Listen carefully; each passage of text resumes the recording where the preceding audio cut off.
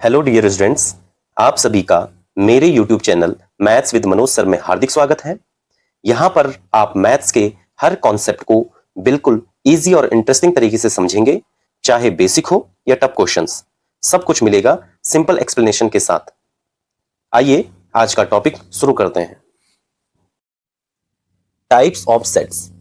यह लेक्चर हमारे class 11 set series का थर्ड लेक्चर है। इसमें हम टाइप्स ऑफ सेट्स कवर करने वाले हैं।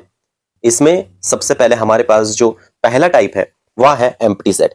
एम्प्टी सेट को हम नल सेट या वॉइड सेट भी कहते हैं।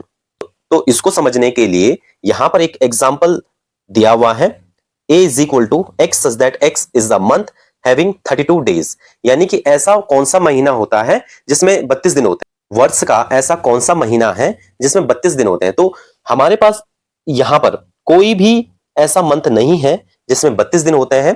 तो इसका मतलब यह हो गया कि यहां पर करली ब्रैकेट लगा के हमने इसमें कोई भी एलिमेंट नहीं लेना है। यदि किसी सेट में कोई भी एलिमेंट नहीं आ रहा है तो उसको हम एम्प्टी सेट कहते हैं। तो यहां पर ये जो पहला हमें गिवन है इसको हम कहते हैं set builder form empty set के लिए। और यहां पर जो हमने ये करली ब्रैकेट लगा दिया है और इसके अंदर कोई भी एलिमेंट नहीं रखा है तो यहां एम्प्टी सेट है। यह रिप्रेजेंटेशन है रोस्टर फॉर्म।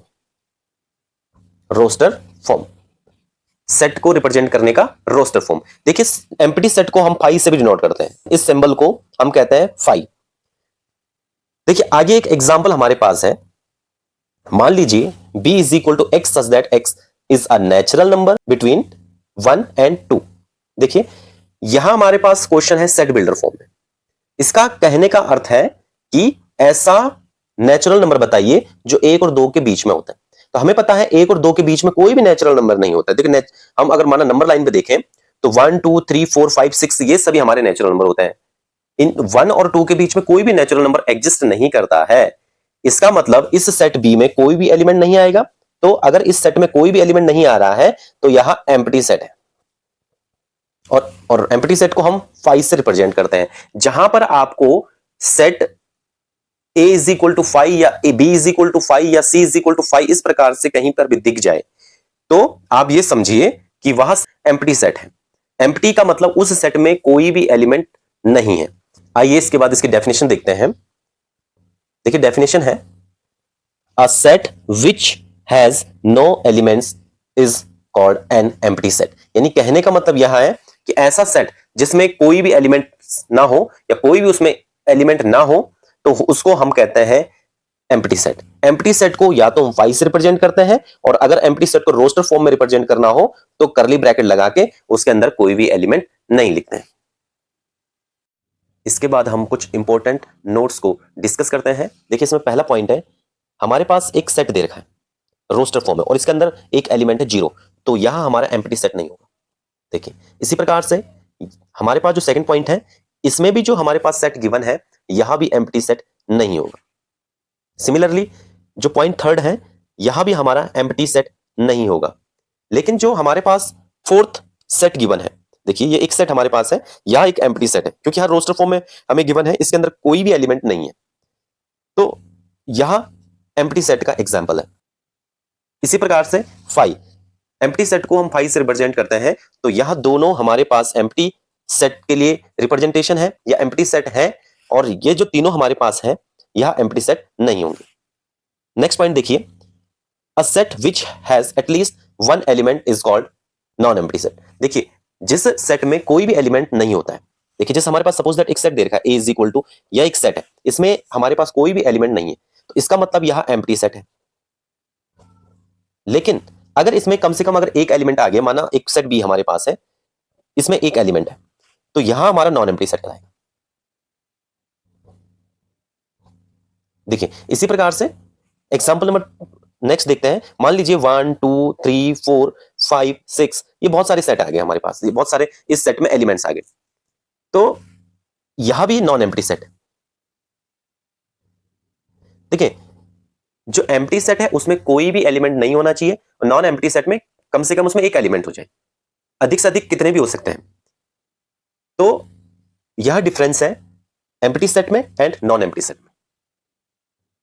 इसके बाद हम एम्प्टी सेट से रिलेटेड कुछ एग्जांपल्स देखते हैं। तो यहां पर हमारे पास पहला एग्जांपल है a is equal to X such that x belongs to natural number and 2 less than x less than 3। यानी इस क्वेश्चन का मतलब यह है कि x एक नेचुरल नंबर है और ऐसा नेचुरल नंबर हमें ढूंढना है जो 2 से बड़ा हो एंड 3 से छोटा हो। तो 2 और 3 के बीच में कोई भी नेचुरल नंबर एग्जिस्ट नहीं करता है। इसका मतलब जो सेट ए है यह हमारा एम्प्टी सेट हो जाएगा, या फिर हम इसको इस प्रकार से रिप्रेजेंट भी कर सकते हैं। इसी प्रकार से क्वेश्चन नंबर सेकंड देखिए, x such that x belongs to natural number. Natural number belong कर रहा है और ऐसा हमें नेचुरल नंबर चाहिए जो कि 5 से छोटा हो एंड 7 से बड़ा हो। देखिए ऐसा नेचुरल नंबर हमें ढूंढना है जो तो 5 से छोटा है और 7 से बड़ा है। तो 5 से छोटा और 7 से बड़ा कोई भी नेचुरल नंबर नहीं होता है।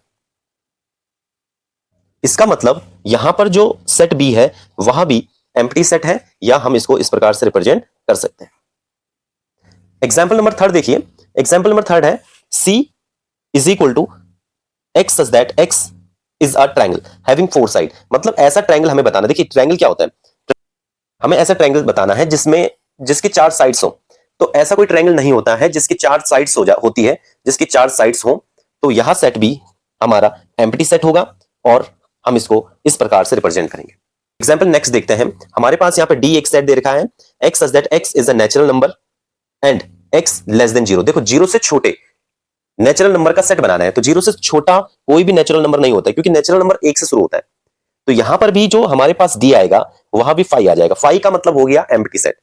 या रोस्टर फॉर्म में अगर हमें इसे रिप्रेजेंट करना हो तो कर्ली ब्रैकेट लगाएंगे और इसके अंदर कोई भी एलिमेंट नहीं रखेंगे। इसके बाद हम नेक्स्ट टाइप देखते हैं, सिंगलटन सेट। देखिए सिंगलटन सेट के नाम से ही हमें मालूम हो रहा है कि उस सेट में ओनली 1 एलिमेंट हो। देखिए एक एग्जाम्पल है, एक सेट हमें गिवन है a X such that X is a month having exactly 28 days. यानी कि ऐसा मंथ बताना है जिसमें 28 डे होते हैं, 28 डेज होते हैं। तो हमें पता है फरवरी एक ऐसा महीना है जिसमें 28 डेज होते हैं।